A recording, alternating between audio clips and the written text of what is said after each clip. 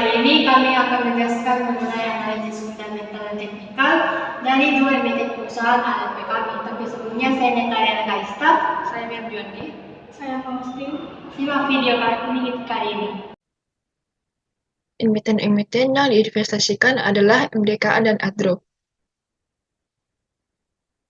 Dari sisi analisis fundamentalnya, analisa makroekonomi pada tahun 2021, GDP atau Gross Domestic Product sebesar 3,4%, inflasi tahunan sebesar 1,87%, defisit anggaran sejumlah 775 triliun rupiah, kursnya dari rupiah Indonesia sebesar 0,7 dan euro sebesar 1,13, serta tingkat bunga pada perusahaan MDKA sebesar 1,95% sampai 5,5% untuk tenor 1-3 tahun, dan ADRO sebesar 1,9 sampai 5,25%.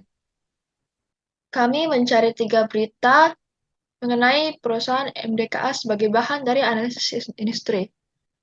Yang pertama, adanya potensi resesi ekonomi global di tahun 2023 sehingga investor mencari aman hingga melakukan investasi kepada emiten saham emas. Harga emas dunia pada tanggal 30 Desember mencapai 1.800 dan berdasarkan perkiraan bahwa harga emas terus naik hingga mampu mencapai 2.000 US dollar per troy ounce pada tahun 2023. Selain dari emasnya, nikel masih mampu menjadi sumber pendapatan potensial MDKA. Namun, MDKA memiliki resiko seperti resesi global dan memiliki nilai ESG yang memiliki resiko tinggi. Akuisisi perusahaan tentang tambang nikel yang dilakukan mulai membuahkan hasil berkat penjualan NPI atau Nickel Pig Iron. Pendapatan dari penjualan NPI tahun lalu sekitar 255 juta US dollar dan diperkirakan tahun ini harga nikel naik seharga 21.000 US dollar per ton. Kemudian berita ketiga, negara Cina memborong 32 ton emas di Indonesia pada November 2022 dan secara tidak langsung berdampak pada beberapa saham emiten tambang emas. MDKA memimpin penguatan pada perdagangan sesi 1, yakni melonjak 4,2% ke posisi harga 4.470 per saham.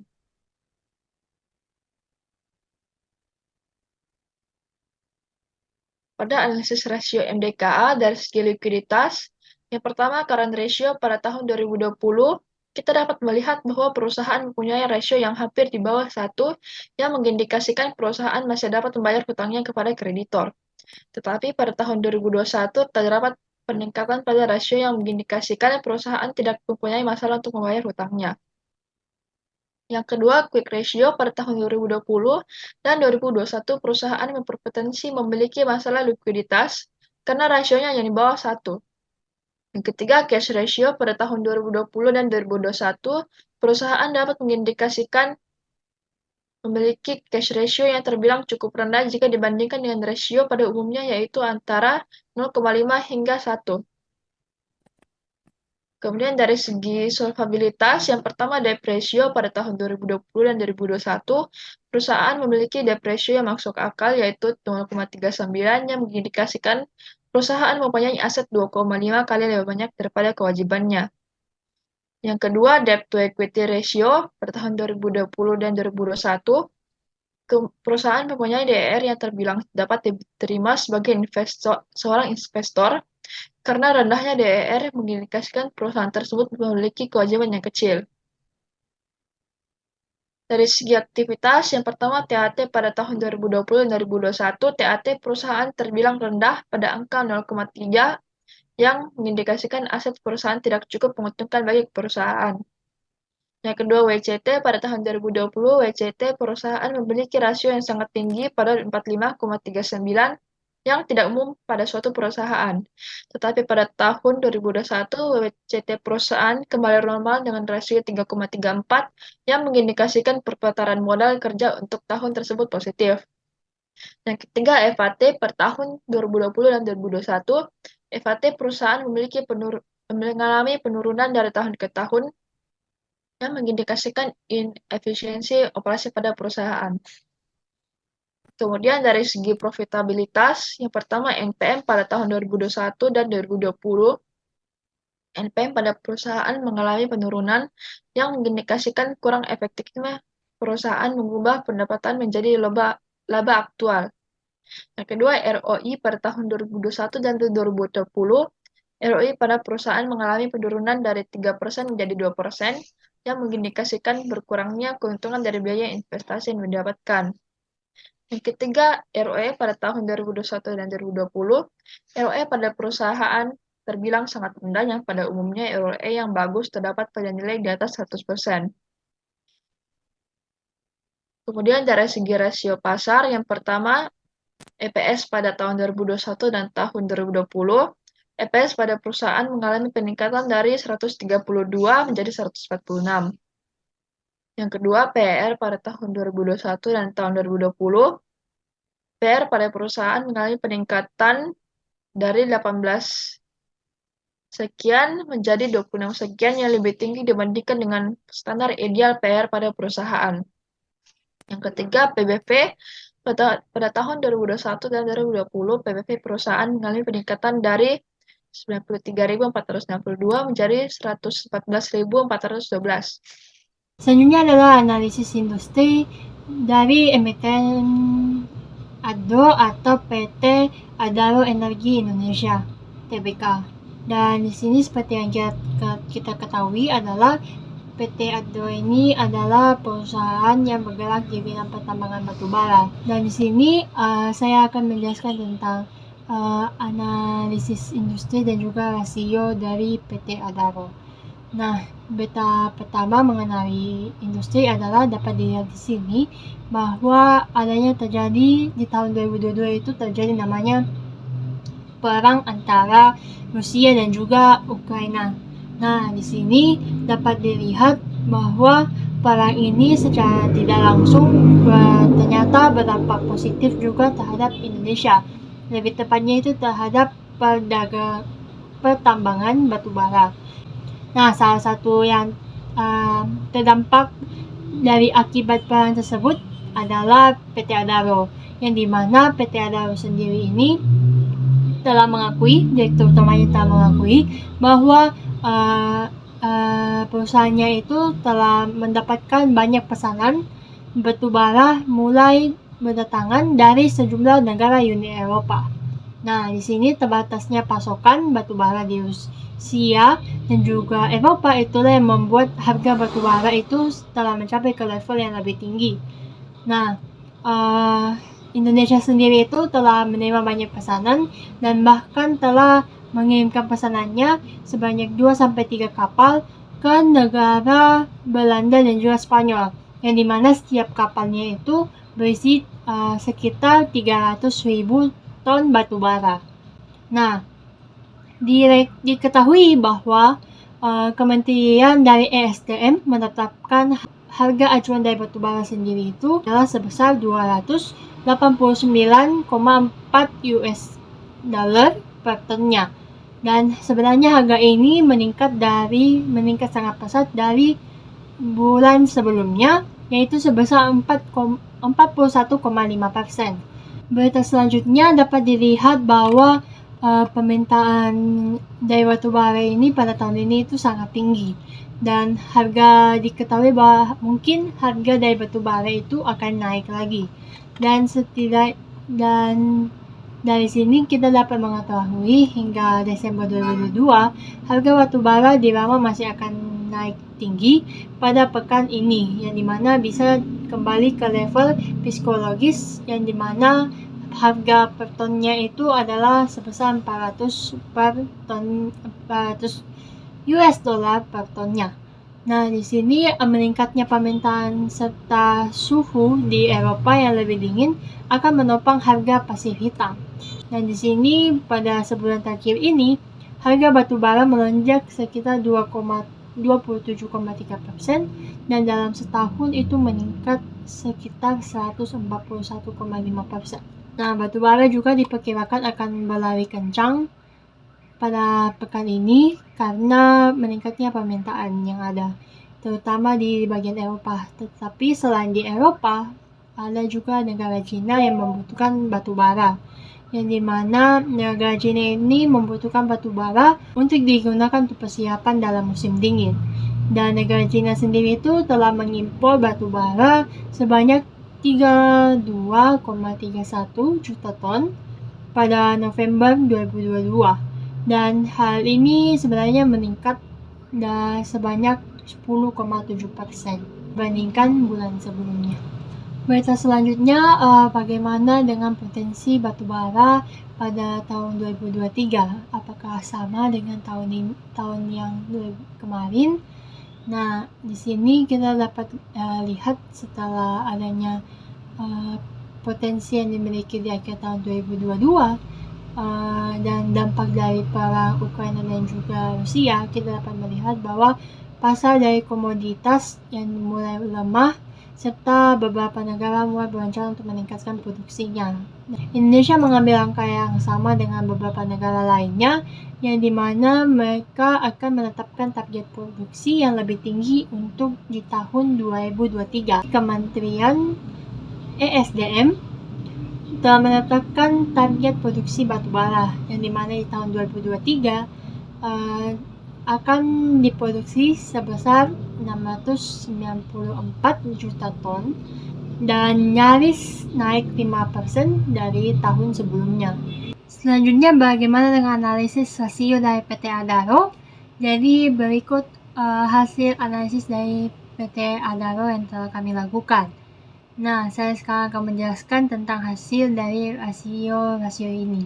Pertama itu adalah rasio likuiditas, dan dapat dilihat dari angka current ratio, quick ratio, dan juga cash ratio itu mengalami kenaikan dari tahun 2020 ke 2021, yang dimana hal ini termasuk baik, dan sebenarnya di tahun 2020 itu termasuk baik juga karena masih angka tersebut yang dihasilkan itu masih di atas 1. Lalu ada solvabilitas. Rasio solvabilitas ini adalah berfungsi untuk mengukur tingkat keamanan dari sebuah perusahaan. Dan di sini dapat dilihat di tahun 2020 dan juga di tahun 2021 angka yang dimiliki itu mengalami kenaikan. Tapi meskipun mengalami kenaikan, nilainya masih di bawah 1, yang dimana bisa dibilang cukup aman dan bisa dibilang perusahaan juga aman. Selanjutnya itu adalah rasio aktivitas. Dapat dilihat untuk hasil rasio ini, TAT dan juga FAT itu mengalami kenaikan. Di sini semakin naik angkanya maka semakin bagus. Tetapi di WCT atau di bagian modal kerja itu mengalami penurunan. Tapi meskipun angkanya penurunan, tetapi dengan adanya aktiva atau aset dan juga persediaannya itu dapat menutupi hutang-hutang lainnya, dan bisa dibilang hal ini cukup bagus bagi perusahaan. Nah, setelah itu ada rasio profitabilitas. Nah, di sini dapat dilihat NPM dari PT Adaro itu mengalami kenaikan dari tahun 2020 hingga ke 2021, dan setiap dari rasio yang ada di profitabilitas sendiri mengalami kenaikan yang cukup signifikan, yang dapat dilihat angkanya sendiri itu sangat naik hingga lebih dari 10%. Di sini dapat dibilang lebih baik karena perusahaan dapat menghasilkan laba bersih yang lebih banyak dibandingkan tahun sebelumnya. Yang terakhir adalah rasio pasar, dan dapat dilihat bahwa EPS dari perusahaan PT Adaro sebesar 0,4602, lalu di tahun 2021 itu meningkat sebesar 2,9993, dan di sini dapat dilihat bahwa PER dari PT Adaro sebesar 4.868,023 dan menurun di tahun 2021 sebesar 476,78, dan PBV yang menurun juga di tahun 2020 dari 195,31 ke 110. analisa teknikal. Pada analisa teknikal di tanggal 9 Desember pada perusahaan agro yang pertama, untuk menentukan harga belinya itu menarik garis trendline dari bulan Juli. Kita mengambil dari bulan Juli dengan mengambil beberapa low dari chart. Kemudian supaya lebih valid lagi, kita mengambil range di support, kemudian bertemu di bar terakhir pada tanggal 9. Sehingga kita melakukan persiapan untuk membeli di hari besoknya. Untuk menentukan harga supportnya sendiri, kita mengambil dua bar terakhir yang paling rendah, harga low paling rendah, atau jika semisal barnya itu berdekatan harga low-nya, maka kita akan mengambil bar terdekat yang paling rendah. Kemudian untuk supportnya sendiri, untuk resistennya sendiri, itu mengambil range yang puncak paling tinggi dan yang paling tinggi yang pernah dicapai dan puncak terdekat. Untuk harga resistennya sendiri itu diambil dari puncak terdekat dengan harga dari high. Untuk buy-nya itu di keesokan harinya itu pada tanggal 12 Desember di 3680. Diambil dari harga close bar sebelumnya. Untuk resistennya sendiri diambil di 3930 di high puncak terdekat. Untuk supportnya sendiri yaitu 3620 diambil dari bar terendah yang paling terakhir. Kemudian harganya itu dikurangi 1 tick. Alasan dikurangi 1 tick agar memastikan harga benar-benar turun, bukan hanya mantul. Untuk take profitnya sendiri itu dilakukan pada tanggal 14 Desember di 3930 pada harga resisten. Untuk trendnya sendiri itu pada daily trendnya itu uptrend dan weekly-nya juga uptrend. Pada analisa chart tanggal 12 Desember pada MDKA, yang pertama itu menarik garis trendline dengan mengambil beberapa puncak terendahnya. Kemudian untuk supportnya sendiri itu mengambil beberapa harga close atau open yang sering mantul, kemudian supportnya sendiri itu range support itu seharusnya sampai di puncaknya saja yang di sini. Jadi range itu dari sini ke bawah sini itu untuk range resisten.